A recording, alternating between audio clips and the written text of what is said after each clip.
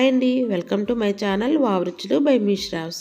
వావరుచులలో ఈరోజు simple and healthy snack recipe పల్లీల పట్టి చేసి చూపించబోతున్నాను.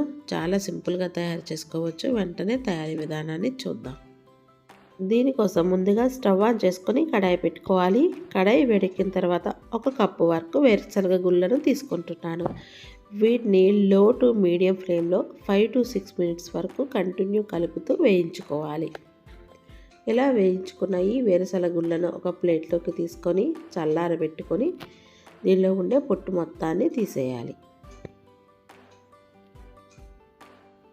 ఏ కప్పుతో అయితే పల్లీలను తీసుకుంటున్నామో అదే కప్పుతో కప్పు వరకు బెల్లాన్ని యాడ్ చేసుకోవాలి.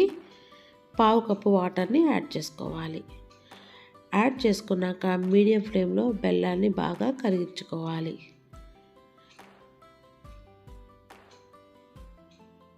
ఇలా కరిగించుకున్న ఈ బెల్లంలో డస్ట్ పార్టికల్స్ అనేవి ఏమైనా ఉంటాయి కనుక దీన్ని ముందుగా వడగట్టుకోవాలి.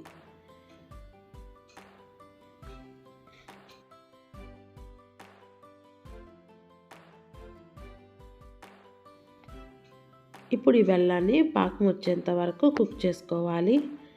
ఈలోగా మనం ఒక ప్లేట్ని తీసుకొని ఆ ప్లేట్కి బటర్ని కానీ ఆయిల్ని కానీ అప్లై చేసుకొని సిద్ధం చేసి పక్కన పెట్టుకుందాం.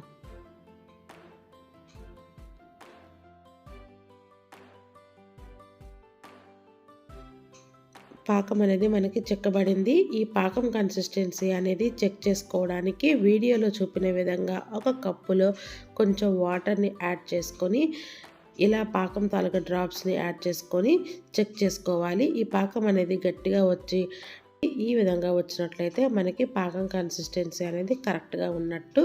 ఇప్పుడు మనం ముందుగా వేయించి పొట్టు తీసి పక్కన పెట్టుకున్న పల్లీలను ఈ పాకంలో యాడ్ చేసుకుంటూ కలుపుతూ ఉండాలి.